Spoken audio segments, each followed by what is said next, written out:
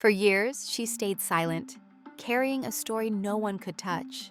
The heartbreak, the whispers, the unanswered questions, all hidden behind the smile the world thought it knew.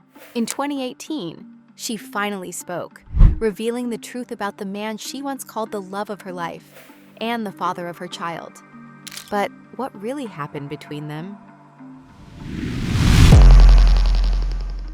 The only thing I can take from that is that I know what a loving, respectful relationship is, because I had that with Eddie. In 2006, it felt like the stars had aligned. Literally. Mel B and Eddie Murphy weren't just celebrities. They were the moment. It started like every love story the tabloids dream about. Two icons, two worlds colliding under Hollywood lights. Mel B wasn't just scary spice. She was one-fifth of a cultural revolution. A working-class girl from Leeds turned global pop icon.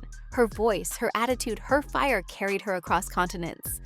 Eddie Murphy, meanwhile, was Hollywood royalty. The king of comedy, vast in influence, magnetic in presence. I was very much in love with Eddie Murphy. We were both in love with each other. So I remember that feeling, and I know it's a good feeling when it's healthily done and approached and, you know, have your snuggle time with it. They met at a dinner party in Beverly Hills. Not a setup, not a PR stunt, just one of those nights that feel too perfectly timed to be random.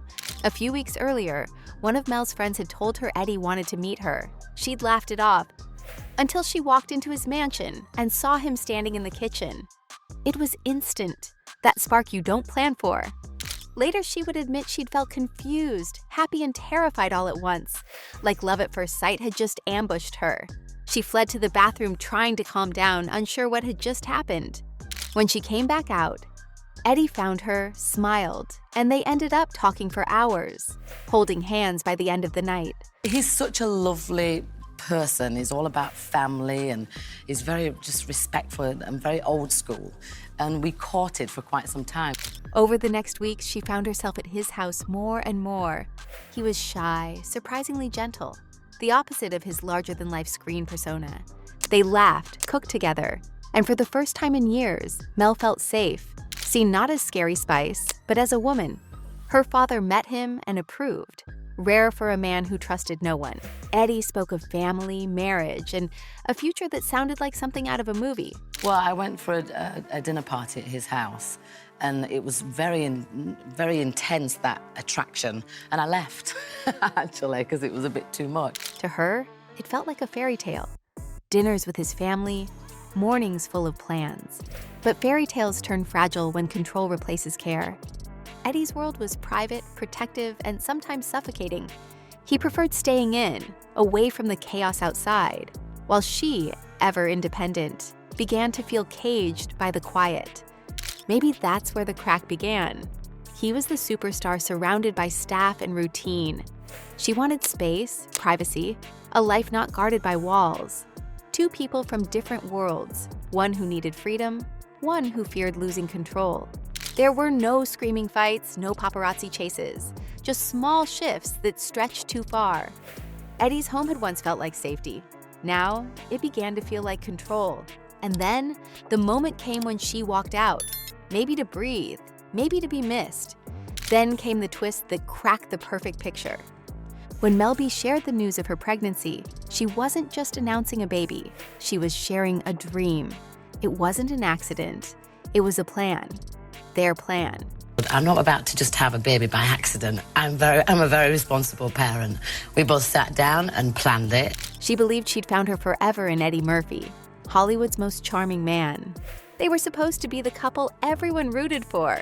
But Hollywood fairy tales don't wait for second acts. The fairy tale hadn't shattered with a scandal. It ended with silence.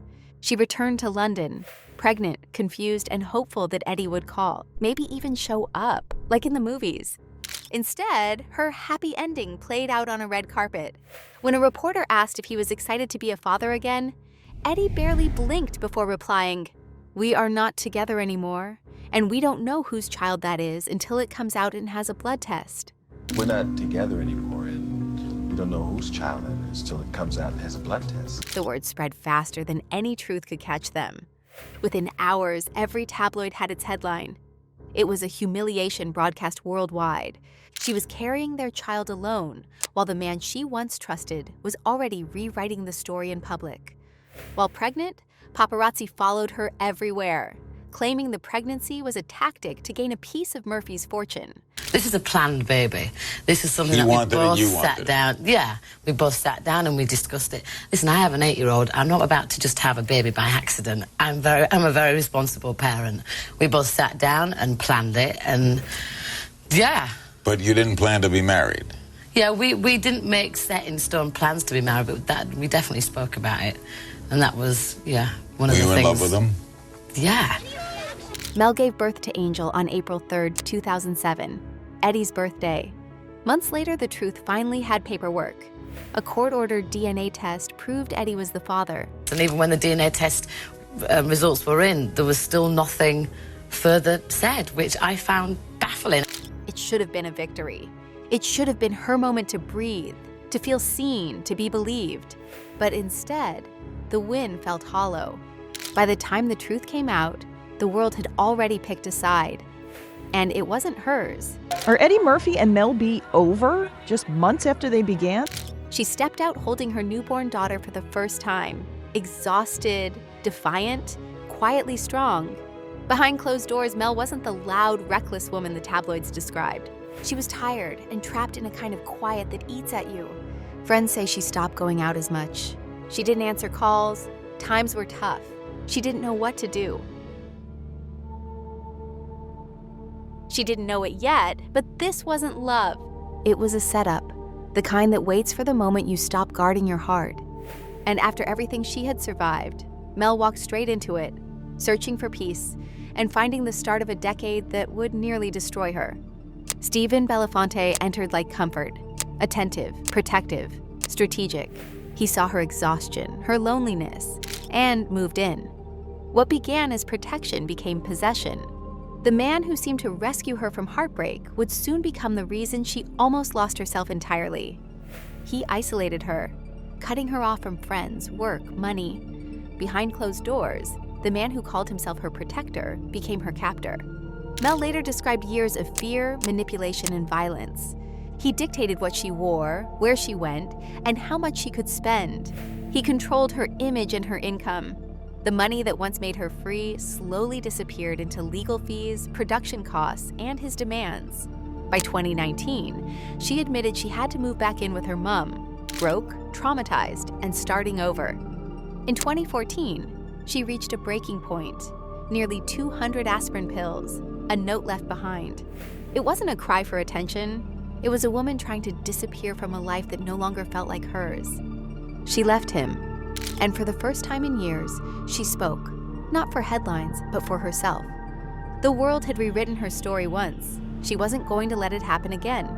Years later, after she broke free from that marriage, Mel began to speak again, on stage, in interviews, and in the pages of Brutally Honest.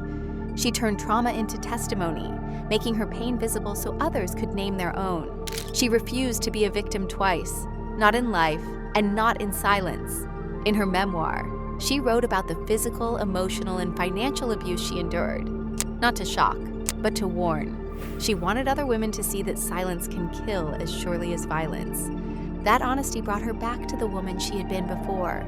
Loud, proud, fearless. The girl who once shouted girl power had found her voice again.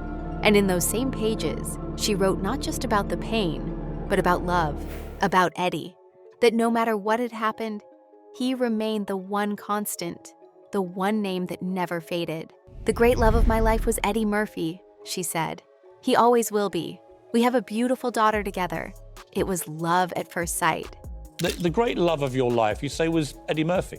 Yeah, he always will be, yeah. Tell us about that. Yeah, I mean, I'd never really spoken about it No. before, but so this book, I wanted to address it because a lot of people have a misconstrued thing of how everything actually did happen.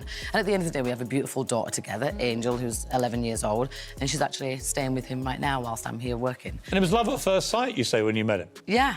After over a decade of silence, a quiet reunion finally happened. Not between lovers, but between father and daughter.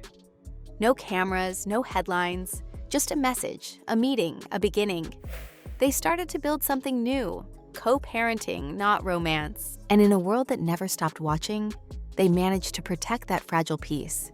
Behind the gates of his Los Angeles home, Eddie had built a fortress of calm, 10 children, endless films, and a silence that protected his legend. But when he finally appeared beside Angel, smiling, the image said what he never could. He was there, and this time, he wasn't leaving. Today, their bond is defined by Angel, a young woman finding her identity, and parents learning how to stand together through it. Maybe that's what real closure looks like. Not forgiveness shouted across tabloids, but two people finally choosing grace over pride. I mean, right now, I'm just very happy with myself and my kids, and